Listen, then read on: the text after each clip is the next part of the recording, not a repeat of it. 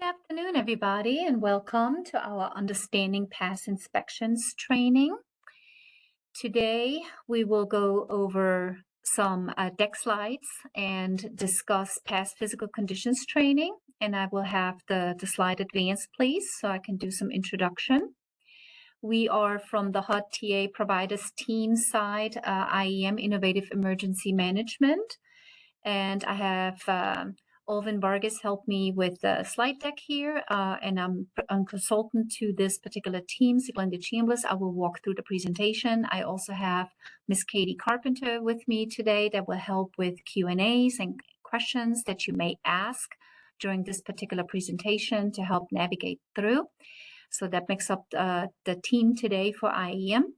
This training is interactive, so we do want you to ask questions. Please familiarize yourself with your WebEx screen and review and see where your Q&A section is and your chat.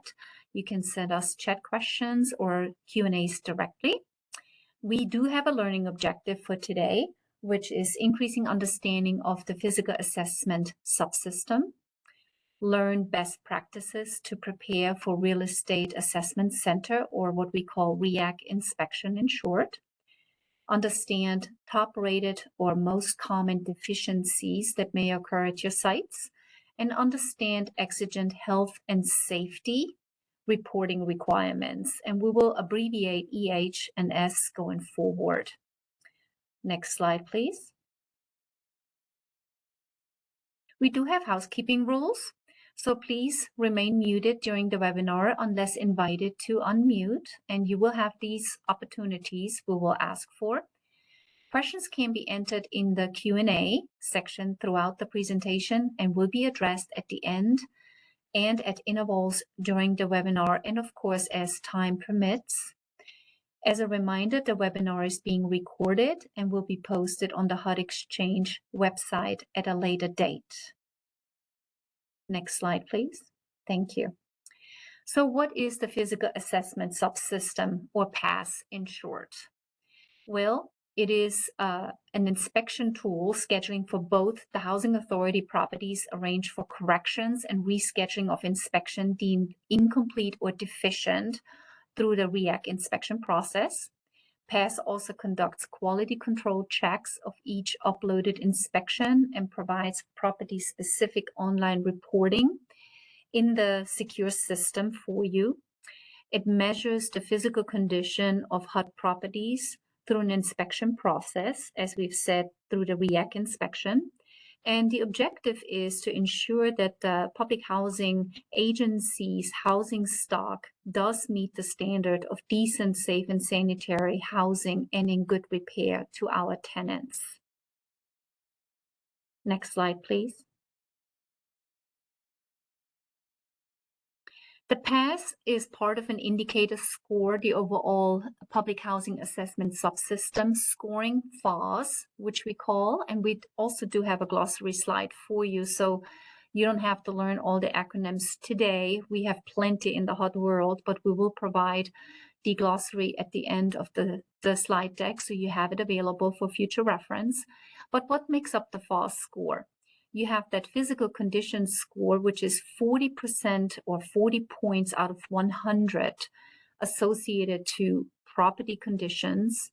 You have a financial condition score, which weighs 25 points or 25% of the total of 100 points. The management and operations component, which also is 25%. And by the way, we will have training. The next training session will cover the MAS scoring, and as well the capital fund project score 10 points, which will be in the next seminar addressed with the management assessment system. The results of the REAC inspection affect the overall physical condition score that is embedded in the 40 points. So it is critical, since this is such a high weight, that we understand all the elements that affect the potential scoring. Next slide, please. REAC and its importance. Well, REAC has a mission, and that is to provide independent, actionable assessments that advance risk-informed decisions about the condition of affordable housing. And that is a big component, not just for REAC inspection. You will find in other elements that you do, you will need some form of assessment, which we also will have a seminar on for physical needs assessment, where a lender may also ask about the physical condition of the property. So look at this as being a bigger picture, something that you have to deal with and understand the conditions of the property so you can adequately prepare for the not just housing, but also keep it in good functioning condition. REAC's product is information-based. It is trying to portray accurate, credible, and reliable information that housing authorities need in order to keep their properties in good standing. And the importance is to, as I've highlighted, ensure safe conditions for residents and hold the housing authorities accountable for reporting repairs to HUD as necessary, or I would also say required. Scoring metrics results indicate when the next REAC inspection will occur, because based on the results, we may see the inspector more often. Next slide, please. Part of the REAC scoring, we have 5 inspectable areas. The number 1 is site. Everybody can see it. That weighs 15 points out of that score. The building exterior, also 15 points. The building systems, 20 points. Common areas, 15 points. And then the units, as you see, has the largest weight, 35 points. The sum of the area points, 1 through 5, indicate what the overall score would be if there were no exigent health and safety deficiencies. So we can express the score as area points total minus your exigent health and safety deficiencies equal your overall numerical score, or what we call the REAC score. Next slide, please. Let's walk through an example. What does that mean when we read a REAC report? The example that we are giving is a bunch of numbers, 95 with the letter C, or we see 67B with an asterisk, or 84A with an asterisk, or 100B, 78A, and 43C with an asterisk. What do these mean? The asterisk indicates that the health and safety deficiencies were found with respect to smoke detectors. So right there, we can say, okay, let's make sure line number 67, smoke detector issue. The lowercase letter indicates whether or not other kinds of health and safety deficiencies were observed, as follows. The letter A is given if no health and safety deficiency was observed other than smoke detectors. The letter B is given for more non-life-threatening health and safety deficiencies, but not exigent fire safety, health and safety deficiencies were observed other than the smoke detectors. The letter C is given if one or more exigent or fire safety or calling for immediate attention or remedy health and safety deficiencies were observed. And some of those, you will be given timelines when the expectation is to actually cure those particular deficiencies. Next slide, please.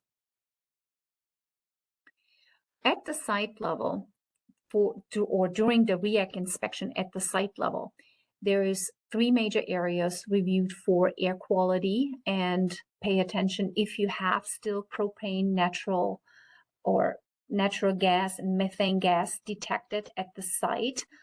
We also need to be aware of those generators that may project gas, electrical hazards for exposed wires and open panels, and water leaks and or near electrical equipment. So we want to make sure that we have some sort of mechanism in place that allows us to check for that.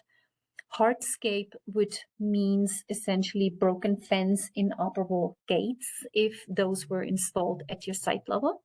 And then, of course, the obvious, the sidewalk and hardscape cracked and crumbling. When you see that, those very visual pieces at the site level. Next slide, please. For building exterior, the typical REAC inspection will look for electrical hazards. That means, again, exposed wires and open panels, water leaks near electrical equipment, emergency fire exits. Are they blocked? Are they unusable?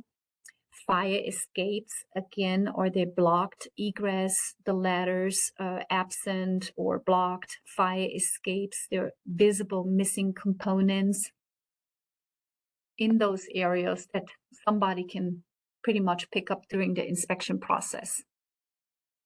Next slide, please. Building systems. We have many different systems inside buildings and outside. One is associated with air quality, again, for the propane and natural or gas and methane gas detected. The water supply system or domestic water misaligned, chimney ventilation systems not working, corrosion, rust on water heaters and chimneys. On the electrical systems, you could have missing breakers and fuses, missing covers. And the electrical hazards, again, for exposed wires, open panels, or water leaks on or near electrical equipment. And again, these are the more obvious building system signs to look for that there could be a problem. Next slide. Thank you. We also have on the emergency fire exits still being in the building systems, the blocking of the emergency and fire exits, fire protections are missing and damaged. So when you have those fire extinguishers there and they are expired, keep up with your certification. They should be on somebody's radar on the list. And if they're on the outside of the building because they take care of a block of units, make sure that those are operable.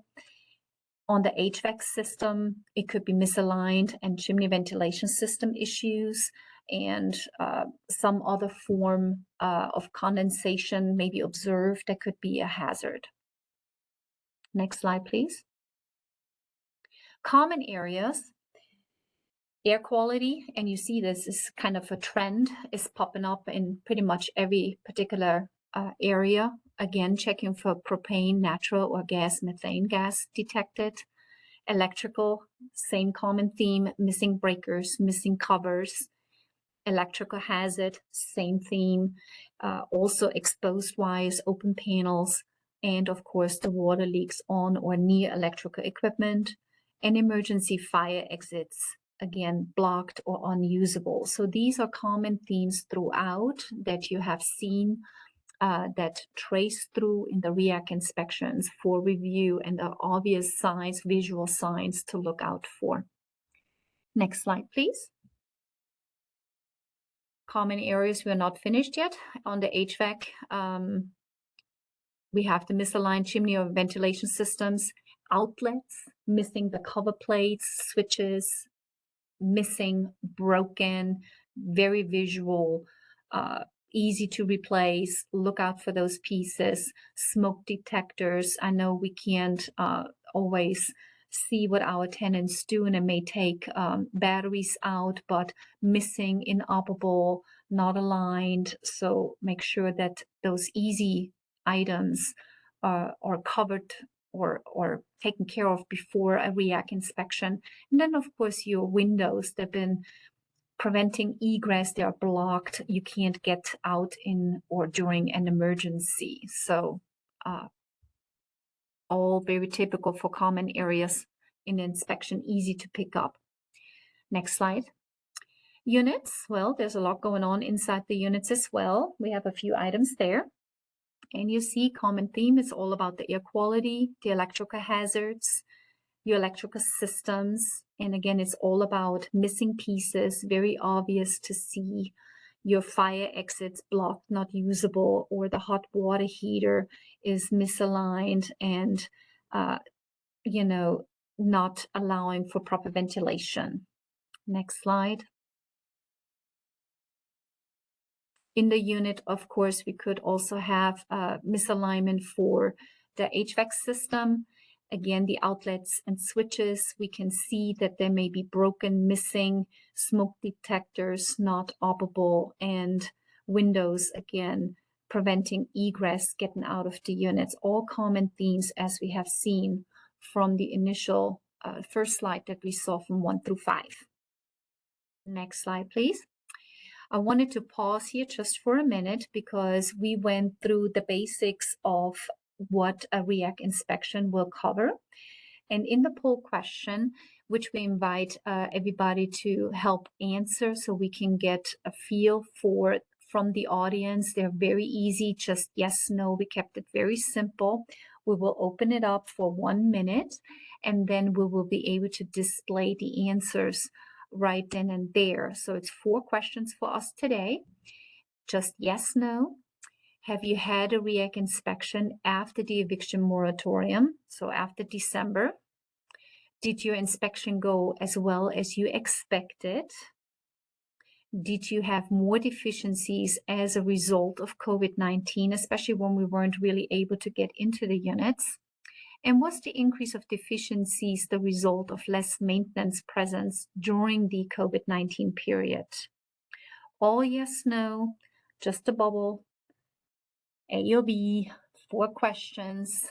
We just like to hear and have an understanding of what's happening at the authority level after the eviction moratorium was lifted. So it seems like a long time. It's 11 months.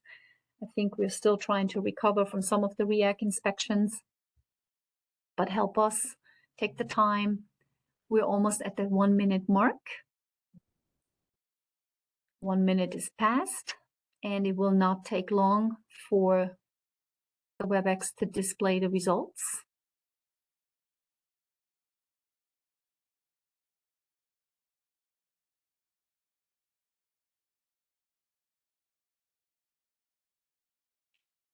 Still waiting on the results.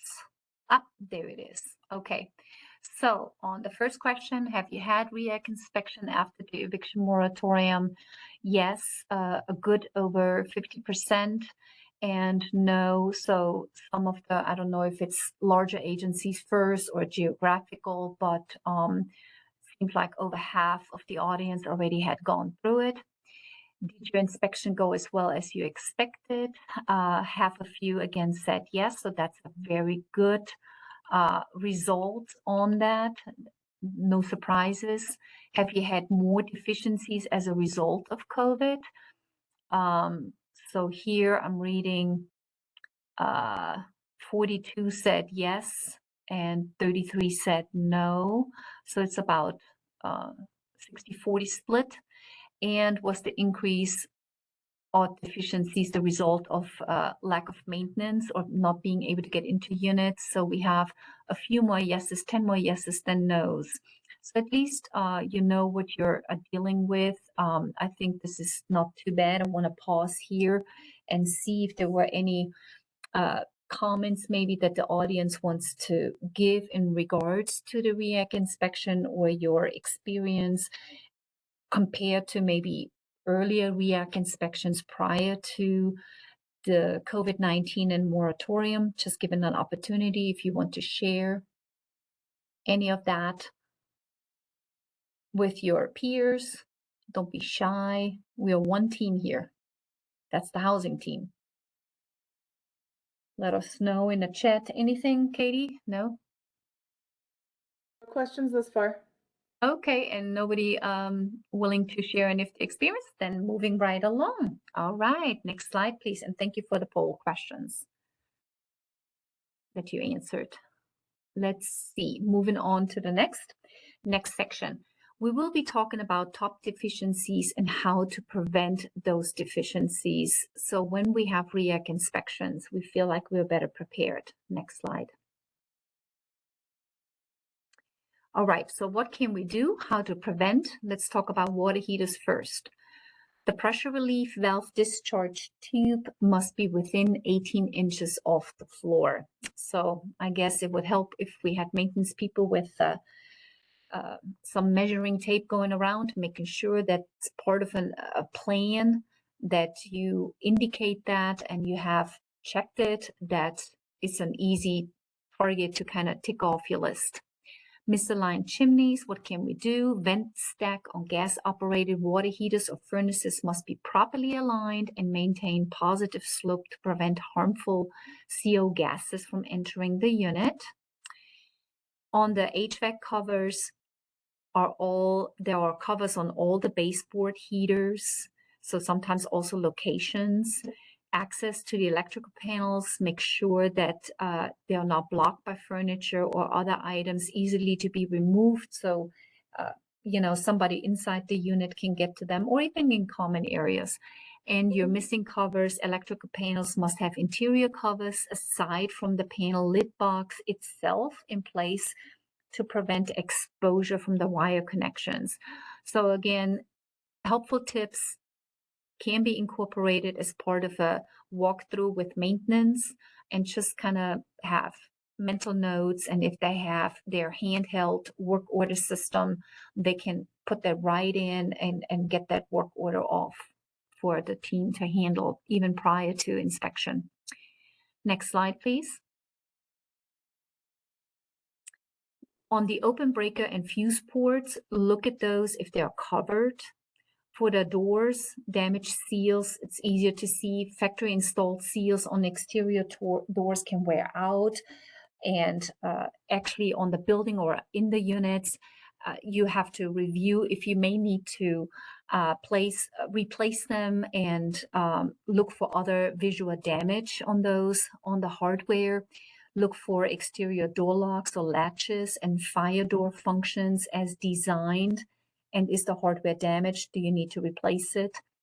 The security doors, do they have dual side key locks?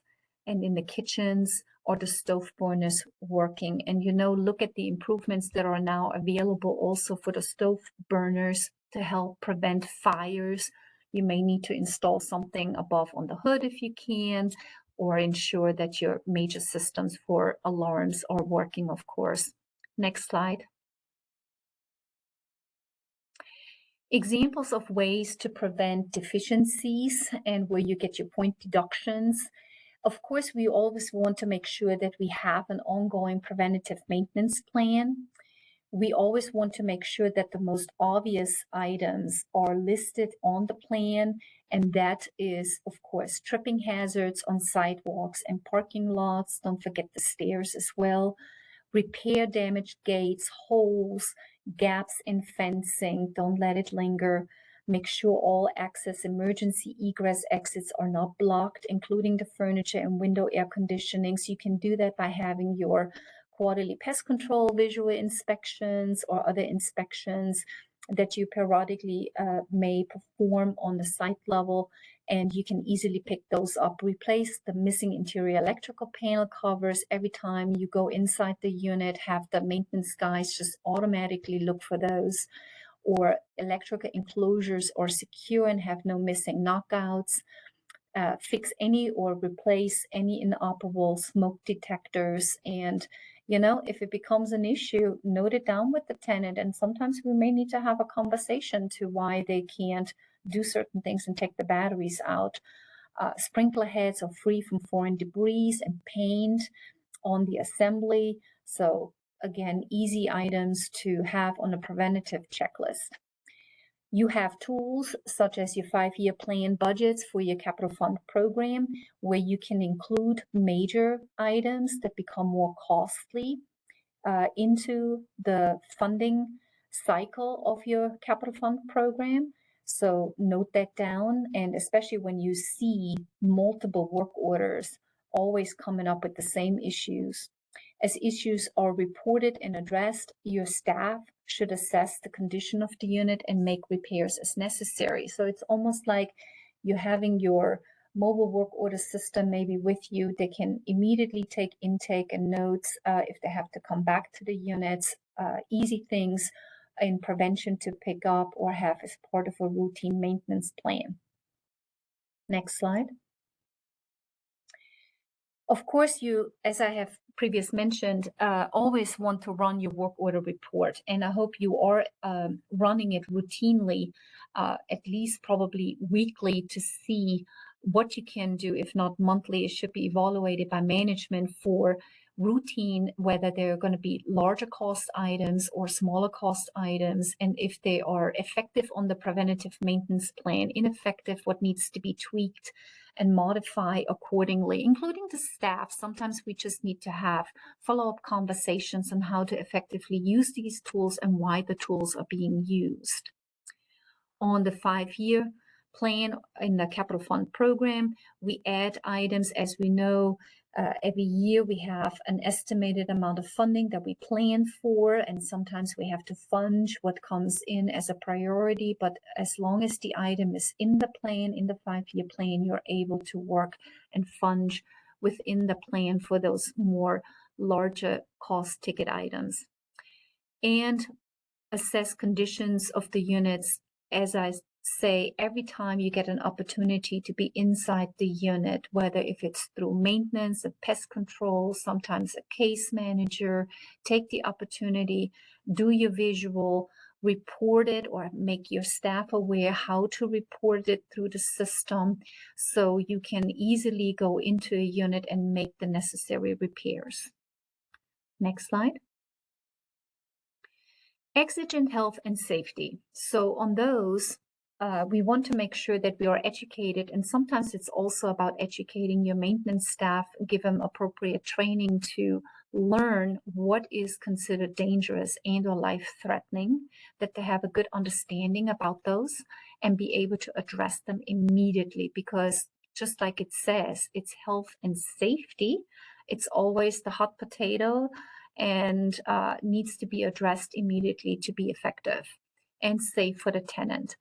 If an inspector observes a life-threatening deficiency during a REAC inspection, the housing authority is required to actually mitigate within the 24 hours, so you have no choice.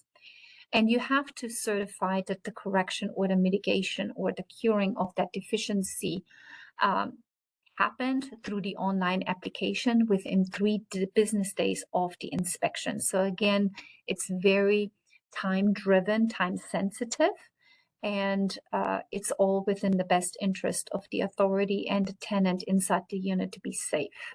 Next slide, please. We have a couple questions in the chat, Sig, whenever you are available. Oh, okay. So I should click on chat, huh, Katie, and see what pops up. I can read them to you. So the first one is, when gauging PHA access, what tools are used for internal controls and the auditing of services to make sure they are operating the way they are supposed to on the ground? I'm assuming you're speaking about the preventative maintenance plan and the best tools, because if that's the case, you always want to, I always say, look at the big picture and the outcome. What is the expectation? And you set your measures up in that regard to get that preventative plan or that tool or a form. And, you know, with anything, just like an internal controls process is always associated with, don't let one person do all 3 things. Write the check, get the invoice, enter the vendor, write the check, and reconcile the bank 4 things. That's an example. So in your internal controls, you want to make sure that your property manager is engaged, your maintenance supervisor is engaged, maybe the director of asset management or your next higher level is engaged and sees those pieces. Every now and then it's a good thing if just management visually walks around with staff just to observe for themselves as part of an internal control, to show to the staff the level of importance that these particular pieces have. I think that's the best I can address this question, Katie, and I hope it was satisfactory. Thank you. The next question is, when is the overall score received? So this is actually interesting. It really surprised me this year on the REAC inspection. It was almost like within the 24 hours, the system had the score available. It really depends on the inspector and how quickly they get the information in, but they also have been equipped with new technology, more modern technology, just like your mobile work orders, where once that stuff is uploaded, you can be able to actually view your REAC score. So you should know within the 24 hours almost the site condition, the scoring of your property. That was my experience. I can't speak to, what happens out there, but it had been going fairly quickly. And maybe we have somebody in the audience that actually was having REAC inspections. Confirm or put in the chat or wishes to speak and let us know their experience.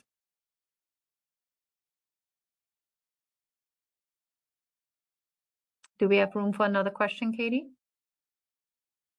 Looks like there are no further questions. Okay, awesome. Moving on after the REAC inspection. So after the REAC inspection, you have your results. You definitely want to know your scores and you want to review your report.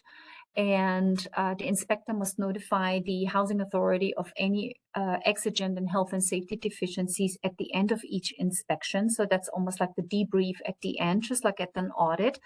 And your inspection summary report will actually list out the score and the deficiencies for you, so you don't have to guess. And the certification form on the necessary repairs for those will be required, as I have said, and uploaded by the housing authority in the online application system. So you see that little chart down there, follow those steps for curing and correcting those deficiencies. Next slide, please. Reporting requirements on those exigent and health and safety matters. When the housing authority uses the PAS system to report the exigent and health and safety deficiency correction mitigation activity to HUD through the exigent health and safety deficiency correction certification process, it allows the housing authority to enter the correction and mitigation activity for each one of those observed deficiencies. And you would follow the correction certification instructions they would follow. And you have, as we said, 24 hours to actually cure those upon the inspection. You have to certify and again respond online within the 3 business days of the inspection. So don't let that linger, because you don't need to have more additional follow-up as a result of missing a deadline. Next slide, please. Here's a sample of the system screen, what it would look like when you fill in the information in your secure system for Exigent Health and Safety report. And you can see there's drop-down options, responses. The bubbles indicate this is where the data would be expected. You can search for it. Next slide. And then here in these, by entering your housing authority code and your exigent health and safety report on that screen, it will reproduce the information for you below. And you can see we boxed in with the red box, the PHA code. You would put that there, search. Next slide. It just gives a visual on what the system may look like if you hadn't had training on it yet. This screen, when you searched it, the screen will display your deficiency that the inspector noted and recorded for you on the property. And it also will display any additional comment that the inspector may have entered as a result, may give additional context and information about that deficiency. Next slide, please. You can also go into the corrective action screen and you will complete the information, and you see there's 2 red boxes on the necessary information that you need to enter. And then after it's been entered, all you have to do is click on update and it will update the system for you. Next screen. All right. And then, of course, as we talked about, it said about the certification, and it will have all the HUD appropriate language right there for the housing authority to certify that these conditions have been abated, cured, fixed, all the same meaning, and mitigated. And then you will agree. I don't think anybody would say, I do not agree, and then press the continue button. Next slide, please. And that would actually just kind of submit your deficiency. So I want to pause here again, because again, this is interactive and we want to hear from you. We have additional poll questions, just like the first set, just 1 minute long, and just yes or no answers. So we keep it very brief. And we will ask, and I saw a comment just from HUD while I'm reading, after the poll questions, I will read the comment from HUD. If you had a REAC inspection after the eviction moratorium, did you see an increase of exigent health and safety deficiencies? Did you also see an increase of interior damage? Were you able to shift gear and make adjustments in your capital fund allocation of projects? All yes, no. And as Hot was pointing out, and I appreciate that, Maisha, the information will be routed to Inspire, so N and then Spire, SPIRE.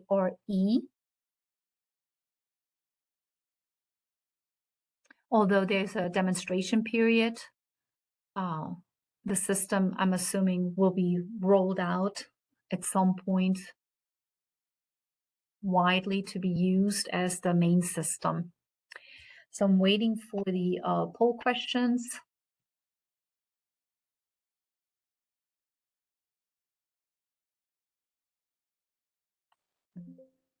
Should be showing shortly.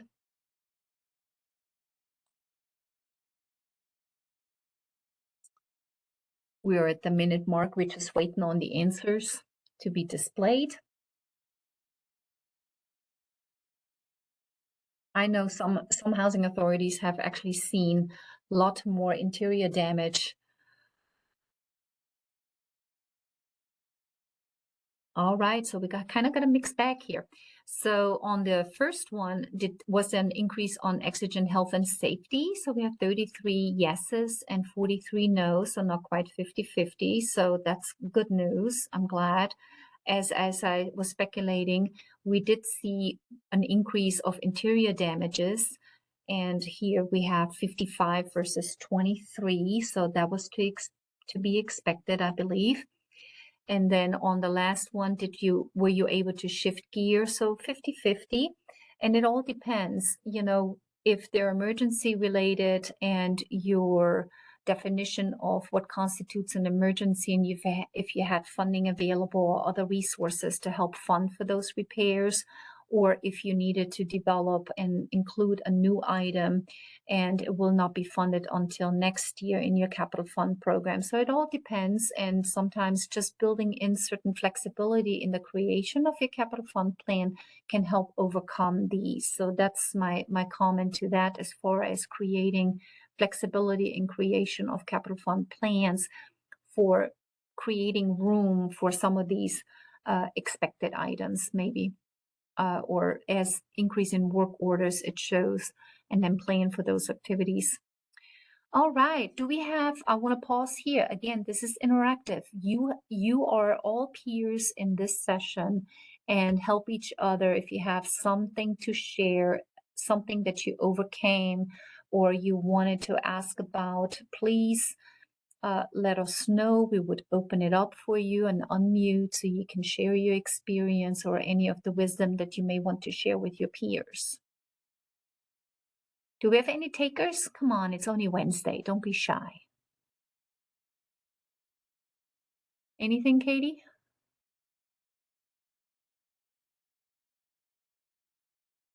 I just Yeah, Go ahead. so my name is Ozara Lipson Brown, and I wanted to say, as far as what I've noticed in my area, is I've noticed that there's been a change, and there's a higher influx and not enough non-congregate shelters that happen within our area. But as far as the repairs and everything and the programs that I've seen and the REAC inspections, a lot of them are happening through youth builders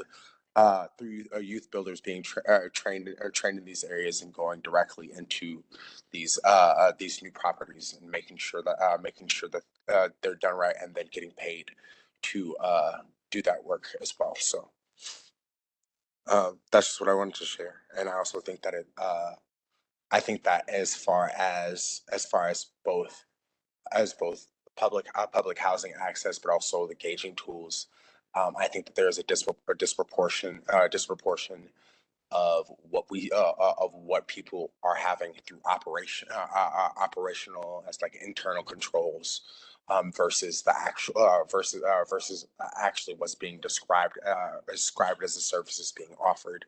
So there is a lesser competency. I've had friends that I've gone to their places that are under PHA grants where the maintenance is not happening at nearly a high enough frequency, while there are people that are at risk and are targeted, people like pregnant women, needing areas, and black mold is not being attended to as much as I would like to see and checked for in properties that are older but not too old.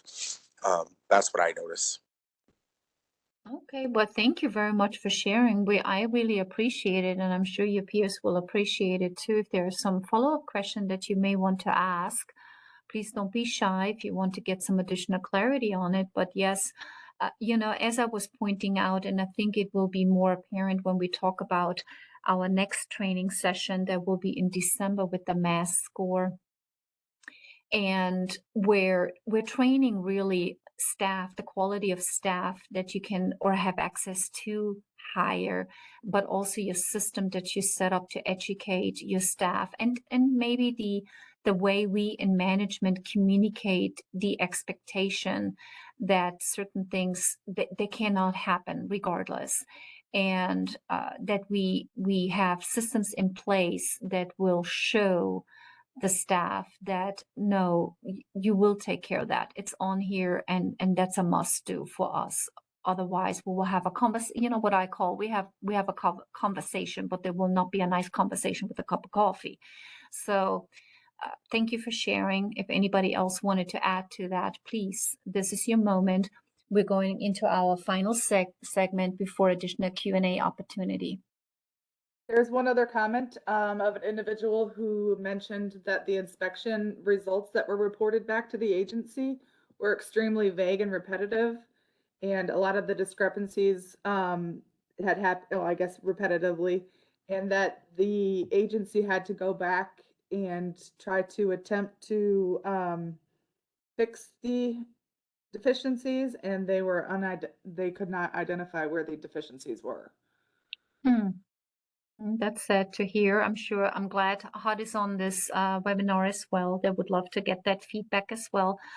I think here I would want to say, if you have these kind of experiences, it's a good conversation to share also with your local HUD office, because sometimes, like I said, not providing enough information, if that's what you needed, how difficult it was for you to conclude the inspection to cure the deficiencies, clarity, feedback is needed and necessary, and constructive criticism or feedback is always welcomed.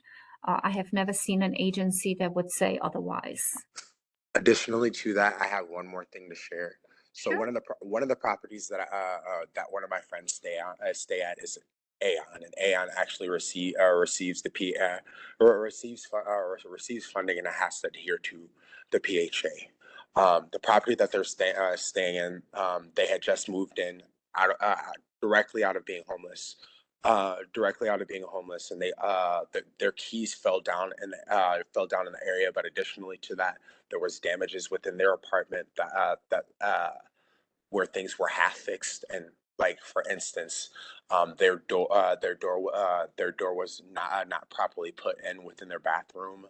One of the things that I noticed is that there was black specks lining the roof and the corners within the bedroom. And additionally to that, and those are usually signs of black mold. And other things. So some of these properties are operating out of old buildings that have not been kept up to code, and because people are negligent about the way that they take care of these areas, when people are coming from poverty, are not properly making sure that they're actually habitable. that things like black mold and other things aren't just being covered up with more asphalt or other things for it to grow within, causing seizures and blood. Because the person that I'm talking about also was experiencing seizures, bloody noses, and migraines, which are common side effects of black mold. Right. So thank you for sharing. And again, it's something that we all need to get educated on and make sure that our maintenance staff is aware and sees those early warning signs. So I really appreciate it. Thank you. So as I have said, we're coming to the last segment of our webinar today and moving on.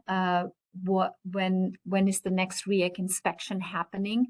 So let's talk about that, because there is, in the scoring system, we always talk about the 4 levels: the high performers, the standard performer, the standard performer that has a certain score from the other standard performer that has a lower score versus a substandard or troubled entity. So with high performers, good news, if you are achieving 90 points or above, or a score of 90 and above, the REAC inspection will only occur every 3 years. So that's kind of good news. On the standard performer that is scoring between 80 to 89, you get to see REAC every 2 years. But if you score within 60 and 79, that threshold, so it's like a grade D to a C, it's every year. So, what can you do as an agency to prepare your plans, educate your staff, and set the bar for the expectation to at least try to come into the standard, if not high performer range, but at least standard. On the substandard and troubled, if you're below 59, you will be scheduled in the near future. And I'm sure there's other additional follow-up associated with not just on the REAC side, but we will learn in our mass training on other activity that we have to perform as a result of being substandard or troubled, because obviously we need additional oversight. Next slide. What can we do to improve the physical inspection scores? So again, is having training is one of those, and there's plenty of providers out there. And also don't forget, you may have in your jurisdiction, in the area where you are, maybe some technical schools that have a maintenance program. So don't overlook that as well as an opportunity. Understand and comply with the Uniform Physical Condition Standards, or what it's called in short, UPCS. Inspect 100% of units annually and use that UPCS protocol for inspection.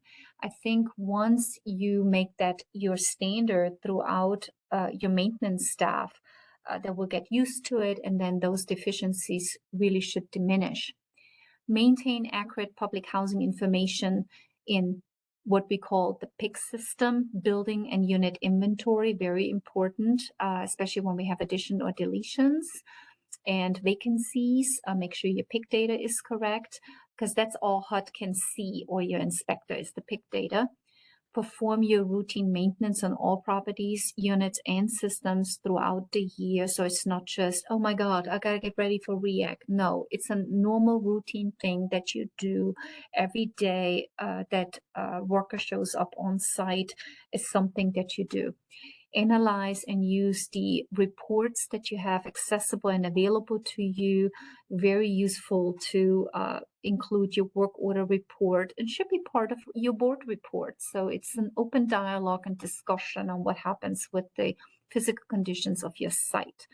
And of course, repair health and safety deficiencies immediately as they are being observed. Next slide, please.